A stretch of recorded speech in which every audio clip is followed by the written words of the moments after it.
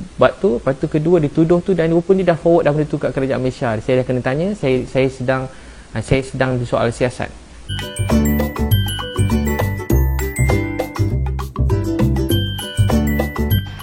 Hai, what's up guys? Selamat datang ke Kisah Semasa TV. Terima kasih kepada yang sudah subscribe channel ini.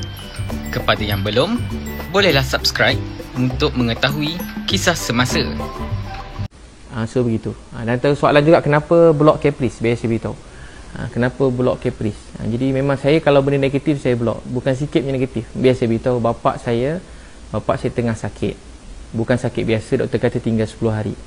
Ramai ingat macam saya main-main ke tak, bukan saya, betul-betul ada 10 hari.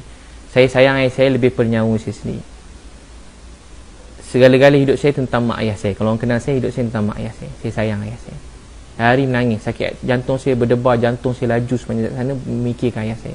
Tapi ni perjuangan ayah saya suruh teruskan usaha kat Gaza sampai selesai. Jadi bila saya sampai kat KL, saya minta kebenaran KKM. KKM pun post yang saya pergi ziarah ayah saya. Dan memang boleh ziarah ayah, ramai orang cakap tak boleh ziarah. Kalau positif COVID meninggal, memang tak boleh. Jadi saya tak ulas sebab tu. Tapi ayah saya negatif, ayah saya buat ujian negatif. Saya pun dah negatif. Saya dah buat ujian tu 2 kali saya negatif. Sebelum gerak pada Mesir, Egypt, sampai saya masuk kat KL tu, KLIA buat satu ujian, saya dah negatif, saya dapat kebenaran KKM. Untuk pergi tu pun saya kena pakai full PPE, dan saya kena pergi dalam tempoh yang sekejap, setengah jam je. KM bagi 1 jam, hospital Gleneagle bagi saya setengah jam. Jalan dikosongkan, dan memang saya negatif COVID setakat tu. Sampai saya tengok ayah saya. Sampai takkan saya tak boleh tengok ayah saya mohon lulus. Seorang boleh mohon juga. Sebab tu kalau mohon di balai, mohon ada rezeki lulus. Saya doa semua dapat jumpa ayah dia. Tapi dia mesej saya. Satu, dia mesej saya panjang.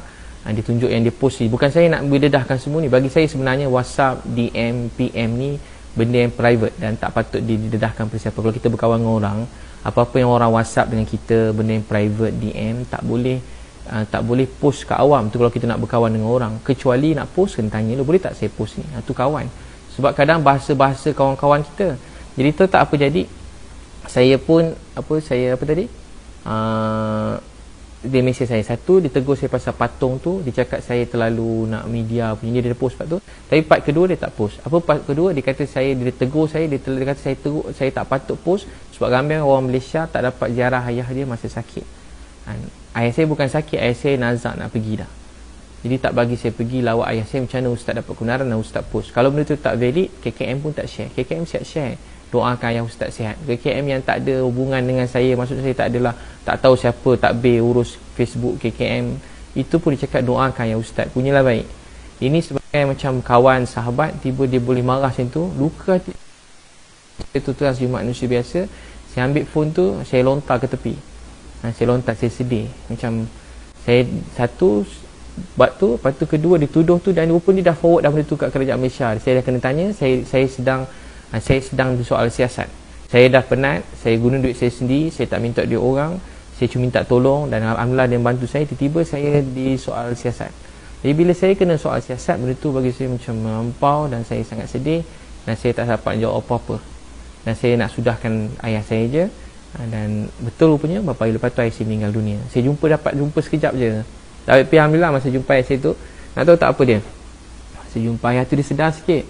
Dia cakap saya, Abi ambil lotion tu, sapu kat badan. Ambil apa lotion, dia minta sapu kat badan dia. Lepas tu dia minta saya tolong tuangkan air kat mulut dia. Dia tak sedar. Tapi time saya nak pergi tu, ayah saya sedar. Saya bulan nangis rindu nak jumpa ayah saya. Saya bukan nangis sebab saya kena, dia tak rindu ayah saya. Dan dia tahu pasal masa saya nak pergi tu, dia dengar pasal apa orang cakap pasal saya ni, saya tahu. Pasal Nadir cakap live tu hari benda, saya nak tahu pasal saya. Jadi dia pun live cerita pasal saya, salah jalan ni, bukan Afrika, bukan itu ini. Memang tak boleh masuk, macam mustahil kalau masuk juga memang wali. Tahu berdekah-dekah, live dengan Firdaus Wong, live dengan masa tu live yang Piyu Rahmat tu pun boleh check kan, bukan sikit lah, banyak lah. Tapi saya tak tengok pun, tapi tiba-tiba masuk kat WhatsApp saya. Ayah saya pula tahu. Mana dia pergi tu dalam keadaan dia tapi alhamdulillah, nak tahu tak apa yang ajaib, doktor kata 10 hari. Tapi sempat sampai saya balik, dan sampai saya habis ngam-ngam, habis kuarantin. Lama habis saya kuarantin, saya tengah baring, dan memang nak keluar malam tu, orang beritahu saya, ayah ustaz dah tak ada, ayah ustaz dah meninggal dunia, ayah ustaz meninggal. Jadi ke muncak perjalanan. Bagi kawan, air mata ni, kalau kawan tengok kawan menangis, dia menangis. Tapi banyak juga orang mesej saya, air mata saya ni air mata palsu, tapi saya pun tak hidup untuk orang lain.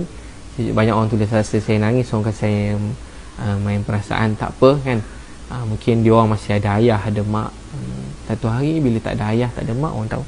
Dia kata kenapa Ustaz ambil video, dia kata dia hentam saya tak ambil video ayah saya. Adik-beradik saya pun tak cakap, biar saya beritahu sebab apa saya ambil video ayah saya. Tak patut pun saya terangkan, tapi saya terangkan juga. Saya ada mak, saya rindu mak saya. Hampir 6 bulan setiap malam saya nangis. Tahu tak apa saya buat? Saya cari suara mak saya. Saya cari suara mak saya 6 bulan saya cari suara mak saya. Saya ambil handphone yang lama-lama dah pecah tu, saya repair. Saya cuma nak dengar suara mak saya. Saya cuma nak dengar suara mak saya. Kenapalah aku ni? Suara isteri ada, suara anak ada, suara kawan ada, ceramah aku punya banyak, suara mak aku satu pun tak ada. Apa saya buat? Sebab tu saya ambil video ayah saya. Nak tahu tak hari jawab ayah, adik-beradik saya semua ada Osmo. Yang tak pernah beli Osmo, adik saya beli Osmo tu. Osmo.